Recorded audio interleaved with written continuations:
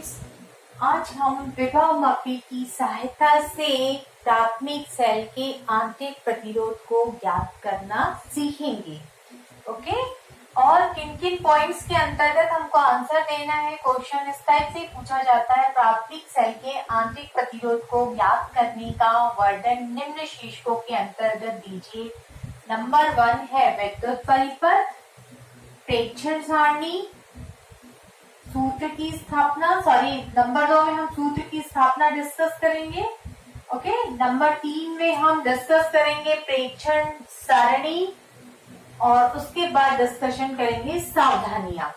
Okay, तो सबसे first है हम विद्युत परिपथ के बारे में डिस्कस करते हैं और कैसे ड्रॉ करते हैं इसको देखते हैं।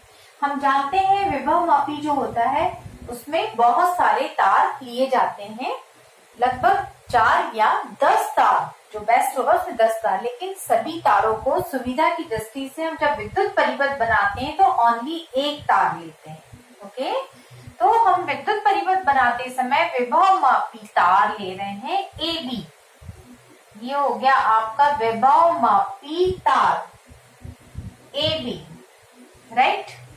ये क्या हो गया आपका, पूरे तारों को हम सिर्फ एक तार द्वारा प्रदर्शित करते हैं। तो ये हो गया आपका विभव मापी वायर, यानी विभव मापी तार AB। अब हम तार के प्रथम सिरे से संचायक बैटरी B1 का धन सिरा जोड़ते हैं। ओके, संचायक बैटरी B1 के धन सिरे को हम तार के प्रथम सिरे A से कनेक्ट करते हैं और ऋण सिरे को हम प्लग कुंजी K1 से होता हुआ अमीटर, ये है आपका, ये क्या है आपका एमीटर है, ये आपका एमीटर से होता हुआ परिवर्ती प्रतिरोध RS से जुड़ा होता है और तार के अंतिम सिरे से जोड़ दिया जाता है। ऋण सिरा किससे गुजरता है, प्लग कुंजी अमीटर परिवर्ती प्रतिरोध से होता हुआ तार के दूसरे सिरे से जुड़ा होता है। या हम इसको सिंपल ऐसा कह सकते हैं कि विभव मापी तार के सिरों के बीच हम संचायक बैटरी B1, प्लग कुंजी K1, अमीटर और परिवर्ती प्रतिरोध RH को जोड़ते हैं और संचायक सेल का धन सिरा तार के प्रथम सिरे पर जुड़ा होना चाहिए। हम जानते हैं ये आवश्यक शर्त है, बिल्कुल कंपल्सरी है। ओके, अब इस परिपथ को हम क्या कह देते हैं, हम पहले भी पढ़ चुके हैं। ये कौन सा परिपथ कहलाता है, प्राथमिक परिपथ, विभव मापी का प्राथमिक परिपथ। Okay, ammeter it's not necessary, आप इसको चाहे तो परिपथ में दर्शा भी सकते हैं या नहीं दर्शा।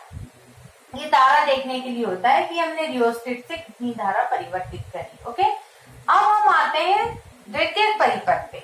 विभव मापी तार जो है इसके दूसरी साइड में हम द्वितीयक परिपथ बनाते हैं, उसमें उस सेल को जोड़ेंगे जिसका हमको आंतरिक प्रतिरोध ज्ञात करना है, मींस प्रायोगिक सेल। तो ये हमने लिया है प्रायोगिक सेल E, जिसका धन सिरा तार के प्रथम सिरे से जुड़ा होता है। ओके, और ऋण सिरा इसका जुड़ा होता है धारा मापी, जिसका संकेत क्या होता है G, धारा मापी G से होता हुआ, है ना। जो प्रायोगिक सेल E है इसका धन सिरा तार के प्रथम सिरे से, ऋण सिरा धारा मापी से होता हुआ जॉकी से जुड़ा होता है। यहाँ पर इस टाइप की आप देख चुके हैं पहले लास्ट वीडियो में, जॉकी किस टाइप दिखती है, अभी हम और देख लेंगे आखिरी में। तो ये जॉकी से यहाँ पर जुड़ा हुआ होता है। ये अभी जब प्रयोग करेंगे तब जॉकी जो है उसको हम चलाएंगे। ये होगी आपकी जॉकी, विसर्पी कुंजी J। अब हमको क्या करना है, सेल का आंतरिक प्रतिरोध ज्ञात करना है। तो आंतरिक प्रतिरोध कब मिलता है, जब हम सेल से धारा लेंगे। तो सेल से धारा लेने के लिए सेल के समांतर क्रम में हम जोड़ते हैं प्रतिरोध। सेल से हम किसी प्रतिरोध में धारा लेंगे तो यहाँ पर समांतर क्रम में हमको क्या जोड़ना है, प्रतिरोध जोड़ना है, लेकिन 2-3 रीडिंग्स लेंगे तो प्रतिरोधों का बॉक्स जोड़ेंगे। ओके, तो एक प्रतिरोध ना जोड़कर हमने क्या जोड़ दिया है, प्रतिरोध box RB, resistance box RB.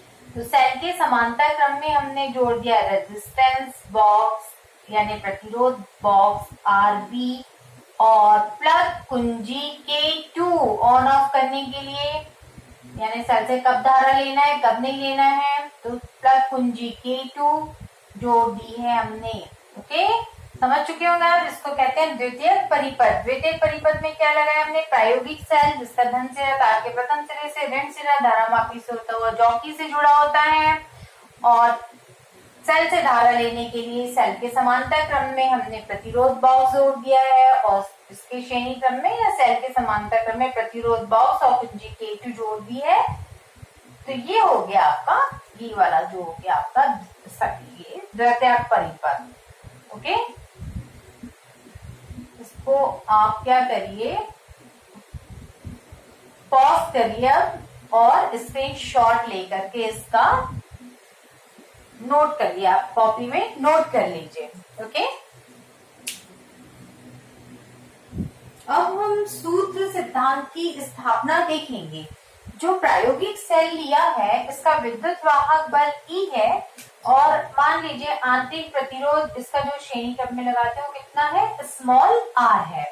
ठीक है ना, लिए गए सेल का विद्युत वाहक बल E और आंतरिक प्रतिरोध स्मॉल r है। तब इस स्थिति में सेल से प्राप्त धारा, हमको सूत्र मालूम है क्या होता है सूत्र, कुल विद्युत वाहक बल जिसको हम कहते हैं कैपिटल E, और कुल प्रतिरोध परिपथ का कुल प्रतिरोध जिसमें क्या क्या आ जाता है, बाह्य प्लस आंतरिक। तो बाह्य को हम क्या लिखते हैं, कैपिटल R, और आंतरिक को क्या लिखते हैं, स्मॉल r। ओके, तो यहाँ पर E बराबर कितना हो जाएगा, I into capital R plus small r। This is the equation number 1। अब हम क्या करते हैं, जो सेल है यदि उससे धारा लेते हैं, सेल से हमने किसी इंस्ट्रूमेंट में, किसी उपकरण में जिसका प्रतिरोध कैपिटल R है, उसमें हमने I धारा ली। ठीक है ना, तो सेल से हमने प्रतिरोध R में धारा I ली, तो तब सेल की प्लेटों के बीच विभवांतर गिर जाएगा। धारा लेने से E से गिरकर वो टर्मिनल वोल्टेज V बन जाता है। इसको हम लास्ट वीडियो में पढ़ चुके हैं। तो यहाँ पर सेल से धारा लेने पर सेल खराब होने शुरू होते हैं, उनकी प्लेटों के बीच विभवांतर गिर जाता है, और उस समय हम उसको क्या कहते हैं, सेल की प्लेटों के बीच विभवांतर V होता है, और उतना ही विभवांतर प्रतिरोध R के सिरों पर लगेगा, और इसका मान होगा V equal to I into R। Equation number 2 समझ में आ गया। सेल से प्रतिरोध R में धारा I लेने पर प्रतिरोध R के सिरों पर विभवांतर हो जाएगा I इंटू R। ओके, अब हम क्या करते हैं, इक्वेशन 1/2 करके E बाय V निकाल लेते हैं। 1/2 कर लीजिए, तो हमको मिलेगा E by V is equal to I cancel हो जाएंगे, capital R plus small r, I into capital R, I cancel हो जाएंगे। अब R बाय R खोल लीजिए, small r by capital R open कर लीजिए, तो देन वी हैव, हमको मिलेगा E by V is equal to R by R यानी 1 plus small r by capital R। ये इसको हम नाम दे देंगे इक्वेशन A। एक अलग नाम दे रहे हैं, इक्वेशन A नाम दे दिया हमने। समझ गए होंगे ये कैसे स्टेप आई, क्या किया आपने, R by R plus small r by capital R। तो कैंसिल होके कितना हो गया, 1 plus small r by capital R। This is the equation number A हो गया।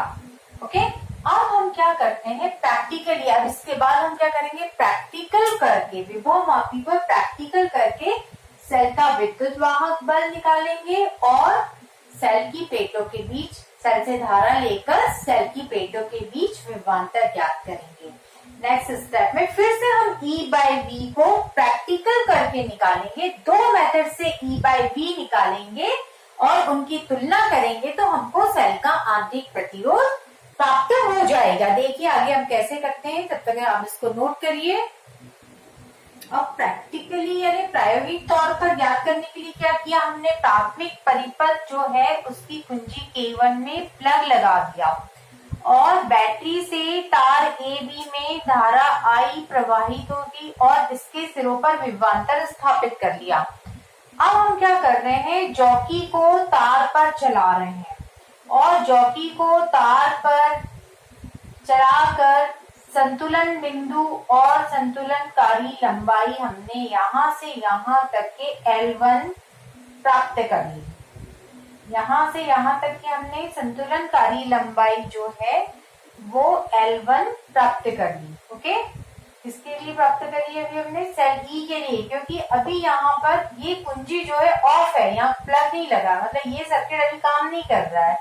सिर्फ हमने क्या किया, ये वाला सर्किट काम कर रहा है यहाँ पर। तो यहाँ पे सेल की प्लेटों के बीच विभवांतर को हमने L1 लंबाई पर संतुलित कर लिया, यानी L1 लंबाई के सिरों पर जो विभवांतर आएगा वो सेल का विद्युत वाहक बल E के बराबर होगा। विभव मापी के सिद्धांत से हम जानते हैं कि E बराबर कितना हो जाएगा, KL1, ठीक है ना, तार की विभव प्रवणता K है। तो यहाँ पर सेल का विद्युत वाहक बल हो गया, इस स्थिति में सेल का विद्युत वाहक बल E इक्वल टू हो गया KL1। इक्वेशन नंबर ये हो जाएगा आपका 3। समझ गए आप लोग, क्या किया आपने, प्राथमिक परिपथ की कुंजी K1 में प्लग लगाकर तार में धारा प्रवाहित करी और सेल E के लिए हमने क्या किया है, जॉकी को तार पर चलाकर संतुलनकारी लंबाई L1 ज्ञात कर लिया। तो विभव मापी जो है संतुलनकारी लंबाई हमने L1 ज्ञात कर ली है और तार की विभव प्रवणता हम कितना लेते हैं, कैपिटल K लेते हैं। विभव मापी सिद्धांत से हमको मालूम है क्या सूत्र होता है, कि E बराबर KL, हम लोग पढ़ चुके हैं, विभव प्रवणता गुणे संतुलनकारी लंबाई। इस स्थिति में संतुलनकारी लंबाई कितनी आ रही, L1, तो यहाँ पे कितना आ जाएगा L1 और यहाँ पर सेल का विद्युत वाहक बल E। ये हो गया विभव मापी सिद्धांत से। अब सेकंड स्टेप में क्या कर रहे हैं, अब हमने क्या किया, इससे प्रतिरोध बॉक्स से प्लग निकाल दिया जिसका मान है कैपिटल R। यहां से हमने एक प्लग निकाला, मान लो 1 ओम, जिसको हमने R नाम दे दिया है, 2 ओम, जो भी निकालना है। हमने जितना प्लग निकालते हैं उतना यहाँ पर प्रतिरोध लग जाता है। तो हमने यहाँ से प्रतिरोध R निकाला और इस कुंजी K2 में प्लग लगा दिया। तो अब क्या होगा, यहाँ पर सेल से प्रतिरोध R में धारा प्रवाहित होने लगेगी, राइट। अब हम जानते हैं जब सेल से धारा लेते हैं तो उसकी प्लेटों के बीच विभवांतर क्या होता है, गिरता है, यानी सेल्फ डिस्चार्ज होता है, उसकी प्लेटों के बीच विभवांतर गिरता है, जिसको हम टर्मिनल वोल्टेज कहते हैं। तो अब हम टर्मिनल वोल्टेज के लिए, मतलब यहाँ अब इसका मान गिर गया है, E से गिरकर काय में बदल गया, V में। अब हम इस टर्मिनल वोल्टेज के लिए पुनः जॉकी को तार पर चलाएंगे और टर्मिनल वोल्टेज को संतुलित करेंगे। ओके, अब यहाँ पर पुनः हमने जॉकी को तार पर चलाया, माना इस समय में संतुलनकारी लंबाई आई आपकी L2। तो यहाँ पर ओके कितनी है, यहाँ पर जो संतुलन बिंदु यानी जीरो विक्षेप के लिए संतुलन बिंदु जो आया और संतुलनकारी लंबाई L2 आई। तो इस समय में यहाँ पर अपन क्या कह सकते हैं, सेल का टर्मिनल वोल्टेज कह सकते हैं, या जितना यहाँ पर विभवांतर होगा वही R के सिरों पर लगेगा, दोनों समांतर क्रम में है। ओके, तो या R के सिरों पर विभवांतर को हम क्या लिखते हैं, या टर्मिनल वोल्टेज को V इज इक्वल टू कितना हो जाएगा, यहाँ पे कैपिटल K, संतुलनकारी लंबाई कितनी आई L2। ये हो गया इक्वेशन नंबर 4। समझ चुके होंगे। प्रैक्टिकली अपन ने क्या किया, एक बार यहाँ पर K2 जो है प्लग नहीं लगा है, यानी कि इस स्थिति में आपकी कुंजी K2 जो है ऑफ है।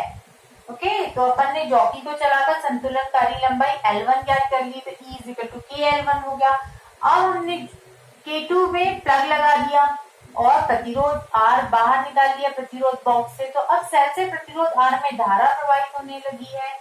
जिससे सेल की प्लेटों के बीच विभवांतर ई से गिरकर वी हो गया है। अब हम क्या कर रहे हैं, इस स्थिति में जॉकी को तार पर चलाकर संतुलनकारी लंबाई हमने L2 ज्ञात कर ली। तो यहाँ पर टर्मिनल वोल्टेज हो गया V इजिकल टू के L2। अब हमने क्या किया है, यहाँ पर इक्वेशन नंबर 3/4 इन दोनों को डिवाइड कर दीजिए। प्रैक्टिकली हमने E/V ज्ञात कर लिया। ओके, प्रैक्टिकल करके हमने E/V ज्ञात कर लिया। तो कितना आ जाएगा आपका, कैपिटल के L1 बाय कैपिटल के L2, ये आपस में कैंसिल। तो यहाँ पे आ गया E/V इजिकल टू आ गया आपके पास में L1 बाय L2। ये हो गया आपके पास में E/V equal to L1 by L2। ये हो गया इक्वेशन नंबर बी। अब इक्वेशन ए में भी आपको मालूम है, अपने इक्वेशन ए में क्या लिखा था, E/V equal to 1 plus small r by capital R। ये था हमारा इक्वेशन ए। यानी बाएं पक्ष दोनों के क्या है, बराबर है। ए और बी दोनों के बाएं पक्ष बराबर है, तो तुलना कर लीजिए। जब बाएं पक्ष बराबर हैं तो दाहिने पक्ष भी बराबर होंगे। तो हम क्या करते हैं यहाँ पर, इसके बाद में इधर देख लीजिए, यहाँ पर क्या कर रहे हैं हम,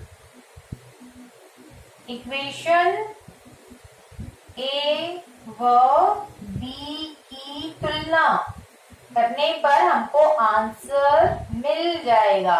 ए और बी की तुलना, सॉरी, ए और बी की तुलना करने पर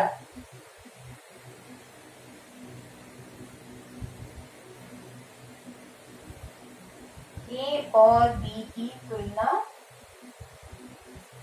करते हैं अपन। तुलना करने पर देखिए कितना है वहां पर, 1 plus small r by capital R equal to, यहाँ पे कितना आ रहा है आपका L1 बाय L2। यहाँ से स्मॉल r का मान निकाल लीजिए, आपको आंसर मिल जाएगा। स्मॉल r इजिकल टू, इसको इधर ट्रांसफर कर दीजिए, तो कितना हो जाएगा ये आपका L1 बाय L2 माइनस 1 इधर गया, -1 L1 by L2 -1 small r by capital R, तो कैपिटल R भी यहाँ पे चला गया। This is the final result. Okay, यहाँ पे क्या किया आपने, ए और बी की तुलना कर ली, बाएं पक्ष बराबर है, दाहिने पक्ष भी बराबर होंगे, और यहाँ से हम स्मॉल r दोनों को कंपैरिजन करेंगे और स्मॉल r का मान निकाल लेंगे। एक को इधर पक्षांतर कर दिया, L1 बाय L2 -1 आ गया, और फिर उसके बाद में कितना बचा आपका, small r by capital R को भी ट्रांसफर कर दिया। अब देखिए आपके पास सारी राशियां हैं, आपके पास प्रतिरोध बॉक्स से निकाला गया प्रतिरोध R का मान मालूम है, L1 और L2 मालूम है, इनके मान रखकर हम सेल का आंतरिक प्रतिरोध ज्ञात कर सकते हैं। लास्ट में आप लिख देंगे कि इनके मान रखे हम आंतरिक प्रतिरोध का मान ज्ञात कर सकते हैं। ओके, अब अपन इसके बाद में देखते हैं प्रेक्षक तालिका। अब देखिए आपको सूत्र मालूम है, स्मॉल r सेल का आंतरिक प्रतिरोध बराबर है बाह्य प्रतिरोध का मान L1 L2 -1। बस ये सूत्र याद रखिए और ऑब्जर्वेशन टेबल आपकी आराम से बन जाएगी। सबसे पहले हम क्या लेते हैं, क्रमांक, फिर उसके बाद हमको क्या निकालना है, संतुलनकारी लंबाई L1। ये कब निकलती है, जब सेल से हम कोई धारा नहीं ले रहे हैं, यानी ये वाली कुंजी K2 में प्लग नहीं लगाया है, तो बस सिर्फ सेल के लिए सिंपल हम विद्युत वाहक बल नापेंगे। मतलब K2 जो है ऑफ है, ऑफ मतलब खुली हुई है, ऑफ मतलब खुली हुई है, इसमें प्लग नहीं लगा है K2 में। या लिख सकते हैं सेल कौन से परिपथ में है, आपका सेल खुले परिपथ में है, तब संतुलनकारी लंबाई L1, इसको हम सेंटीमीटर में नाप लेते हैं। अब second chance L2 means K2 में प्लग लगा दिया है सेल से, और प्रतिरोध बॉक्स से हमने प्रतिरोध कुछ निकाल लिया, R1 जो भी हो, जितना भी हो, 1 ओम 2 ओम जो 0.5 ओम, हमने प्रतिरोध बॉक्स से कुछ प्रतिरोध निकाल लिया। सेल से प्रतिरोध R1 में धारा बह रही है और इस समय में हमने जॉकी को चलाकर संतुलनकारी लंबाई L2 प्राप्त कर ली। इस समय K2 क्या है, ऑन है, यानी कि प्लग लगा है, या लिख सकते हैं सेल बंद परिपथ में है या K2 बंद परिपथ में है, एक ही बात है। ओके, और इसको भी रीडिंग आएगी आपकी सेंटीमीटर में। L2 आपने नोट कर लिया। ओके, अब उसके बाद में ये R1 निकाल दिया और सारे मान यहाँ पर रख दीजिए, यहाँ पर आपका R1 आ जाएगा। इसी टाइप से फिर दूसरा प्रतिरोध निकाला R2, उसके लिए क्या किया आपने, सबसे पहले तो आपने L1 निकाल, फिर क्या किया आपने यहाँ पर परिवर्ती प्रतिरोध को बदल दोगे आप। परिवर्ती प्रतिरोध को बदलकर विभव प्रवणता क्या हो जाती है, बदल जाती है। सेकेंड रीडिंग लोगे, है ना, L1 सेकेंड रीडिंग, फिर उसके बाद में फिर से प्लग लगाकर L2 की सेकेंड रीडिंग कब लोगे, जब आपने प्रतिरोध R2 निकाल दिया। फिर से आप क्या निकाल लोगे, आंतरिक प्रतिरोध R2। इस प्रकार से तीनों रीडिंग निकाल के आप इसका माध्य ले लेंगे। ठीक है, अब आते हैं हम सावधानी पे। तो लास्ट वीडियो में हमने सावधानी जो पढ़ी पूरी वही की वही सावधानियां हैं। ओके, बस एक सावधानी भर पड़ेगी, प्रतिरोध बॉक्स पर यहाँ पर नया लगा है, इसकी सावधानी भर पड़ेगी। ठीक है, फटाफट फिर से देख लेते हैं कि प्राथमिक परिपथ में देखने पर हम देखते हैं, हमको मालूम है B1 से संबंधित संचायक बैटरी का विद्युत वाहक बल या विभवांतर अन्य सेलों के विभवांतर से ज्यादा होना चाहिए, नहीं तो हम प्रैक्टिकल नहीं कर सकते, अर्थात संतुलन बिंदु प्राप्त नहीं होगा, संतुलनकारी लंबाई नहीं मिलेगी। नंबर 2, K1 को देखते हुए हम क्या बोल सकते हैं, हमको जब प्रयोग करना है तभी हम कुंजी में प्लग लगाकर तार में धारा प्रवाहित करें, नहीं तो तार गर्म हो जाएगा, उसकी विभव प्रवणता बदल जाएगी। RH को देखते हुए हम बोल सकते हैं परिवर्ती प्रतिरोध का मान एक सेट L1 और L2 के लिए वही रहना चाहिए, बदलना नहीं चाहिए। उसके बाद में हम A पर आते हैं, हमको मालूम है कि जितने भी सेल प्राथमिक और द्वितीयक परिपथ में सबके धन सिरे A पर जुड़े होने चाहिए। अब तार के बारे में आते हैं, तो तार के बारे में हम क्या बोल सकते हैं, तार का क्षेत्रफल सभी जगह एक समान होना चाहिए, नहीं तो विभव प्रवणता बदल जाएगी। उसके बाद जॉकी को देखकर हम क्या बोल सकते हैं कि जॉकी को रगड़ना नहीं है, नहीं तो तार का क्षेत्रफल क्या हो जाएगा, बदल जाएगा, क्षेत्रफल एक समान नहीं रहेगा।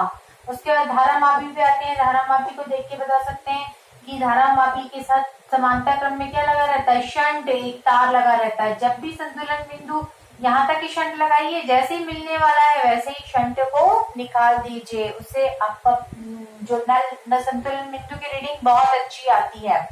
ओके, अब उसके बाद में ये सब हो गया। उसके बाद हम आते हैं आर की एक नई सावधानी जो मैंने बताई है। ये सावधानी क्या है कि जो हमने प्लग निकाला है, प्रतिरोध बॉक्स से हमने जो प्लग निकाला है उसको छोड़कर सारे प्लग अच्छे तरीके से कसे होने चाहिए। सपोज प्रतिरोध बॉक्स में ये आपका प्लग है 0.5 ओम का, ये 1 ओम का, ये 2 ओम का, ये है आपका 3 ओम का, ये 4 ओम का। मान लीजिए आपने 0.5 ओम का प्लग बाहर निकाल दिया। ओके, अब उसके बाद में ये सारे अच्छे तरीके से होना चाहिए। मान लीजिए आपने तो ये प्लग निकाला, ये ढीला है प्लग, तो आपके परिपथ में कितना प्रतिरोध लग गया, 1.5। लेकिन आप प्रतिरोध कैलकुलेशन में कितना कर रहे हैं, 0.5। यदि ढीला रहेगा तो कितना लग जाएगा, 1.5, और जबकि आप सोच रहे हैं हमने 0.5 का प्लग बाहर निकाला है। तो इसलिए जो हम प्लग निकाल रहे हैं उसको छोड़कर सारे प्लग अच्छे तरीके से कसे होने चाहिए। Okay, that's all. आपको थ्योरी का समझ में आया होगा। अब हम लैब में चलते हैं, ये सारा कैसा दिखता है इसको फटाफट देख लेंगे अपन। Okay, that's all.